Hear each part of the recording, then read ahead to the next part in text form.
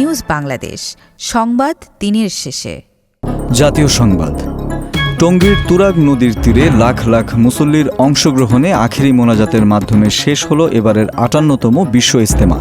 আজ দুপুর ১২টা ৩৭ দিকে শুরু হওয়া আখেরি মোনাজাত চলে ১ ঘণ্টারও বেশি সময়। এই ধাপে প্রথমে হেদায়েতি বয়ান এবং পরে আখেরি মোনাজাত পরিচালনা করেন মাওলানা সাদের বড় ছেলে মাওলানা ইউসুফ কান্দলভি।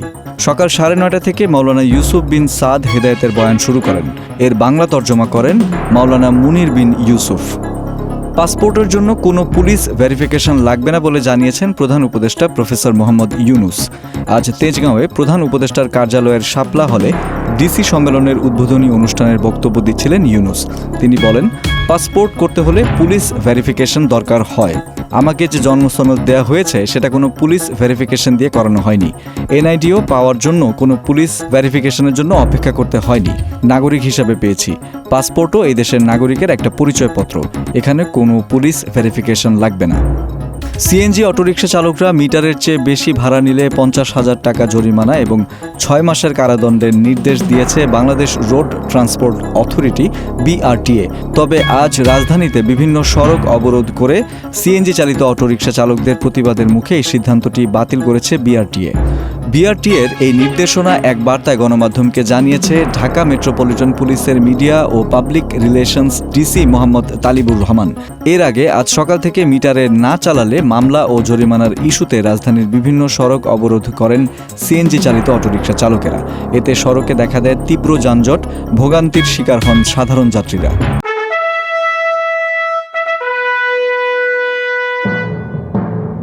রাজনীতির সংবাদ। শেখ হাসিনা ও তার সহযোগীরা গোটা দেশ ও গোটা জাতিকে আওয়ামী লুণ্ঠনের স্বর্গরাজ্য বানিয়েছিলেন বলে মন্তব্য করেছেন বিএনপির সিনিয়র যুগ্ম মহাসচিব Ruhul Kabir Rizvi.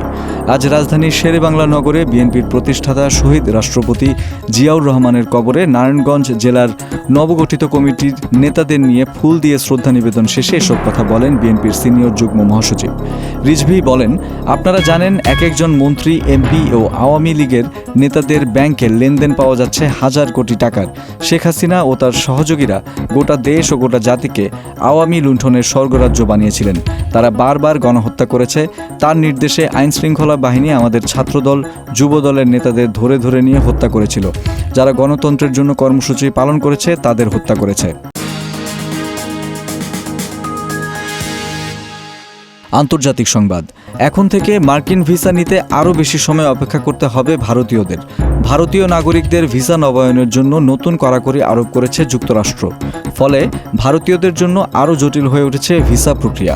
President Donald Trump প্রশাসনের নির্দেশে নতুন নিয়ম অনুসারে ভিসা নবায়নের সময়সীমা এখন ১২ মাস নির্ধারণ করা হয়েছে, যা আগে ছিল ৪৮ মাস।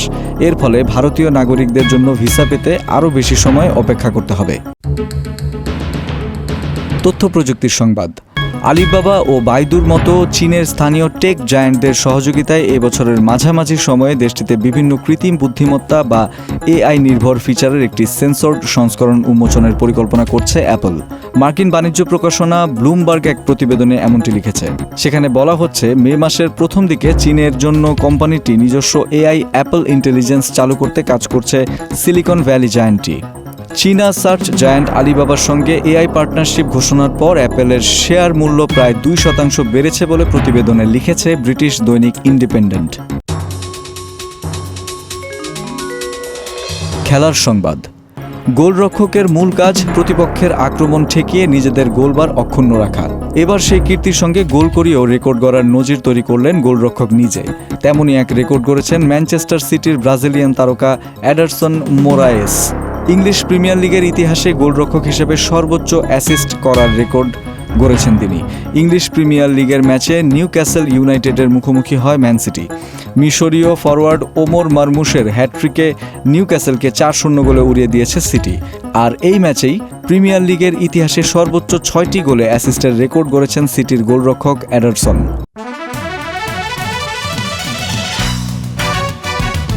সংস্কৃতি বিনোদন।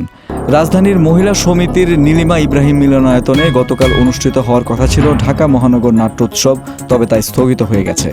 এই বিষয়ে ঢাকা মহানগর নাট্য পর্ষদের আহ্বায়ক ঠান্ডু রায়হান জানান, রমনা থানা থেকে ফোনে নাট্যোৎসব বন্ধ করতে বলা হয়েছে, পরে সেটি স্থগিত হয়ে যায়। রাজধানীর মহিলা সমিতিতে নির্ধারিত ঢাকা মহানগর নাট্য উৎসব স্থগিতের পর শুরু হয় আলোচনা সমালোচনা। এবার উৎসব বন্ধের ব্যাপারে নিজের অনুসন্ধান তুলে ধরলেন সংস্কৃতি উপদেষ্টা মোস্তফা সরোয়ার ফারুকী। তিনি জানান, মব নয়, নাট্যকর্মীদের একাংশের কারণেই স্থগিত হয়েছে উৎসব। দর্শক, এই ছিল আজকে নিউজ বাংলাদেশ সংবাদ দিনের শেষে আয়োজন। দেশ বিদেশের প্রতিদিনের সবশেষ সংবাদ জানতে চোখ রাখুন www.newsbangladesh.com-এ। লাইক শেয়ার দিয়ে সঙ্গে থাকুন নিউজ বাংলাদেশের ফেসবুক পেজ ও ইউটিউব চ্যানেলে। ভালো থাকুন, সুস্থ থাকুন। আল্লাহ হাফেজ।